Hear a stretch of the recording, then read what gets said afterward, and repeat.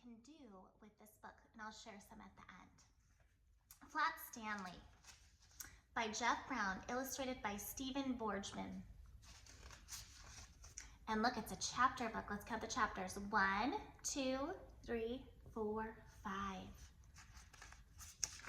Chapter 1 of the big bulletin board. Breakfast was ready. I will go wake up the boys, Mrs. Lambchop said to her husband, George Lambchop. Just then, their younger son, Arthur, called from the bedroom he shared with his brother, Stanley. Hey, come and look, hey! Mr. and Mrs. Lambchop were both very much in favor of politeness and careful speech. Hay is for horses, Arthur, not people, Mr. Lambchop said as they entered the bedroom. Try to remember that. Excuse me, Arthur said, but look! He pointed to Stanley's bed. Across it lay the enormous bulletin board that Mr. Lambchop had given the boys a Christmas ago so that they could pin up pictures and messages and maps. It had fallen during the night on top of Stanley. But Stanley was not hurt.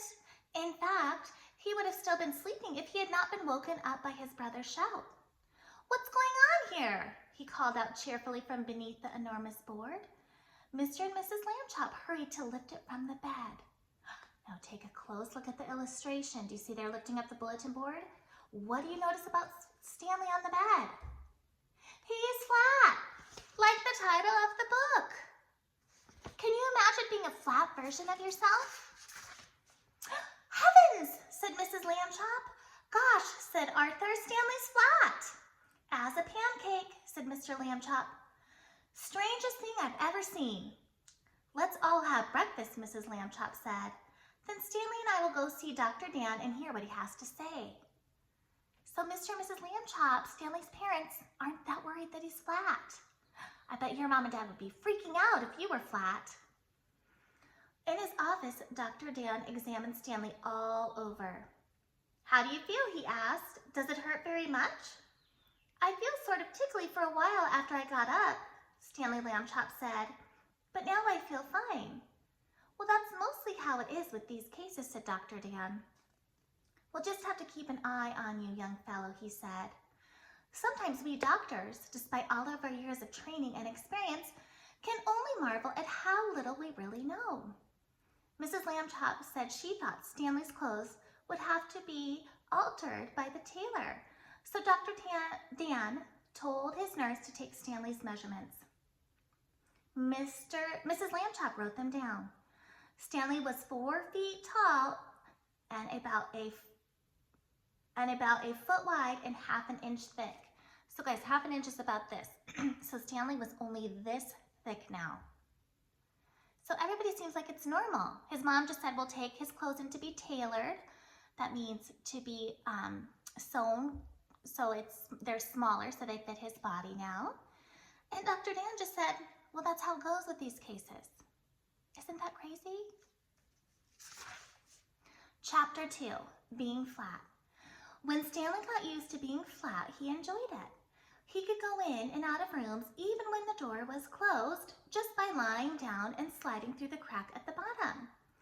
Mr. and Mrs. Lambchop said it was silly, but they were quite proud of him.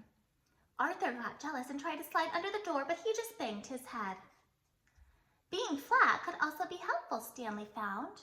How do you think it could be helpful, guys? Let's read and find out.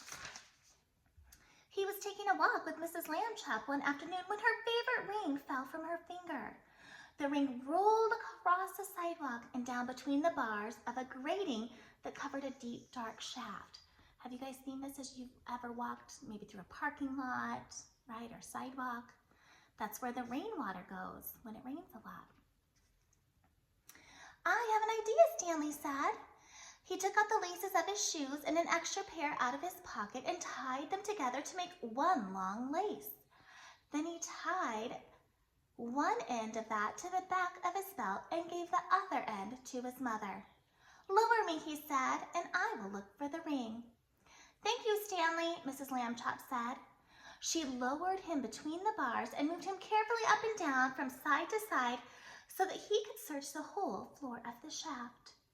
2 policemen came by and stared at Mrs. Lambchop as she stood holding the long lace that ran down through the grating. She pretended not to notice them. "What's the matter, lady?" the first policeman asked. "Is your yo-yo stuck?" "I am not playing with a yo-yo," Mrs. Lambchop said sharply. "My son is at the other end of the lace, if you must know." "Get the net, Harry," said the policeman. "We've caught a cuckoo." They think she's crazy. Just then down the shaft, Stanley cried out, "Hooray!" Mrs. Lambchop pulled him up and saw that he had the ring. "Good for you, Stanley," she said. Then she turned angrily towards the policeman. "A cuckoo indeed," she said. "Shame." The policeman apologized. "We didn't get it, lady," they said. "We see that now." "Well, people should think twice before making rude remarks," said Mrs. Lambchop, "and then not make them at all." The policeman realized that this was a good rule and they would try to remember it. One day, Stanley got a letter from his friend Thomas Jeffrey, whose family had recently moved to California. A school vacation was about to begin, and Stanley was invited to spend it with the Jeffreys. "Oh boy," Stanley said, "I would love to go." Mr. Lambchop sighed. Give me a big sigh. A round-trip train or airplane ticket to California is very expensive. I will have to think of a cheaper way. When Mr. Lambchop came home from an office that evening, he brought with him an enormous brown paper envelope. "Now then, Stanley," he said, "let's try this for size." The envelope fit Stanley very well. There was even room left over. Mrs. Lambchop discovered for an egg salad sandwich made with thin bread and a toothbrush case filled with milk. So look, they're putting them in a big mailing envelope. Do you see they're going to fold them right on up? And they even have room for a sandwich. They put many stamps on the envelope to pay for both airmail and insurance, but it was still much less expensive than a train or airplane ticket to California. The next day, Mr. and Mrs. Lambchop slid Stanley into the envelope along with his egg salad sandwich and the toothbrush case full of milk and mailed him from the box on the corner. The envelope had to be folded to fit through the slot, but Stanley was a flexible boy, and inside the box he straightened right up again. Mrs. Lambchop was nervous because Stanley had never been away from home before. She rapped on the box. "Can you hear me, dear?" she called. "Are you all right?" Stanley's voice came quite clearly. "I'm fine. Can I eat my sandwich now?" "Wait an hour and try not to get overheated, dear," Mrs. Lambchop said. Then she and Mr. Lambchop cried out, "Goodbye, goodbye," and they went home. Stanley had a fine time in California. When the visit was over, the Jeffreys returned him in a beautiful white envelope they made themselves. It had red and blue markings to show that it was airmail, and Thomas Jeffrey had lettered it "valuable" and "fragile," and this ended up.